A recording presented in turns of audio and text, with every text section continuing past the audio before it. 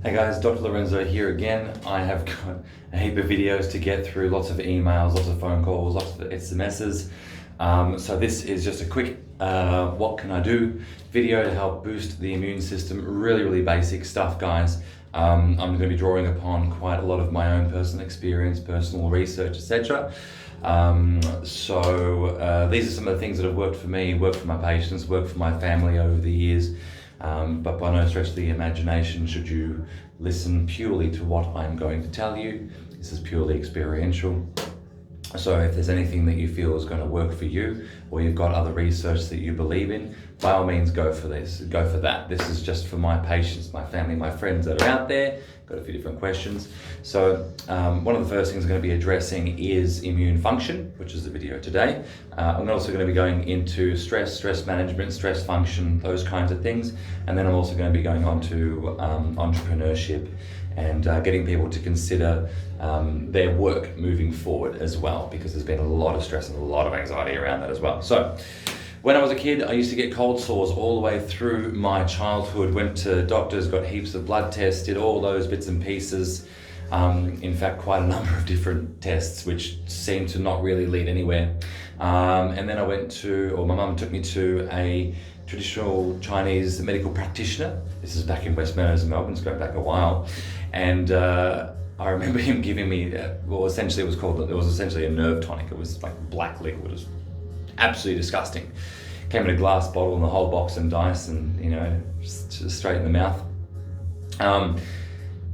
which seemed to help. I was a tremendously hyperactive kid, so always getting into all kinds of trouble. So this was designed to sort of calm down the nervous system a little bit, because I had a tendency of burning out. Thus, the cold sores would come. And cold sores, just like what we're facing now, is also a virus. So when the immune system is down, it would attack you, which was kind of good in a way, because it also let you know when you're burning the candle at both ends and middle, and when you're really run down to try and take a step back. So really quite grateful. But what I discovered was, after that whole nerve tonic thing, seemed to work, Chinese herbs seemed to work for me, we just went straight for multivitamins. And all the way from when I was a kid, I used to have those little chewable ones, not the ones covered in sugar, and the gummies, which are out there at the moment, they're terrible, don't use them. The relative constituents of vitamins are tiny. They're made from gels which have gelatin in them. The way that we get gelatin is from boiling bones and things like that. And they're covered in sugar. Like, what's the freaking point? Don't use them. Once again, my humble opinion, but for God's sake, don't use them. It's completely counterintuitive, and you're getting your kids hooked on sweets, not on vitamins. So forget it. Chewable vitamins, ever since I was a kid, little things that look like koalas, and then as time went on, I started getting into your Baroccas, your Centrums, your Metagenics, other sort of multivitamins. And as soon as I started having the multivitamins, never got them again. I could pretty much stand by that. There might be one time every maybe 2 years or 3 years or something like that, but now, because I understand how to manage them, I can get rid of them pretty much the day of. Anyway, what I'm taking at the moment, which I think other people will really benefit from, super mushrooms. Now, this is Metagenics again. It's sort of practitioner only. It's very difficult to find, although I think you can also get those in Chemist Warehouse and stuff like that. Mushroom essences are shown to be, really quite good at boosting immune function, but also levels of energy. I've got a patient of mine back in Melbourne, we call it Mushroom Man, and he's got all that kind of mushroom powder and cordyceps and things like this, and it is absolutely incredible.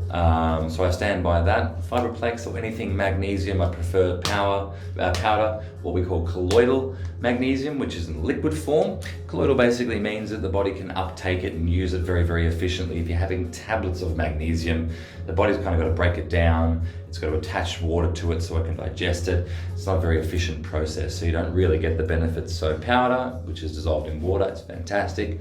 Colloidal, which is liquid form, is fantastic. It's arguably one of the most important nutrients for the nervous system, magnesium is.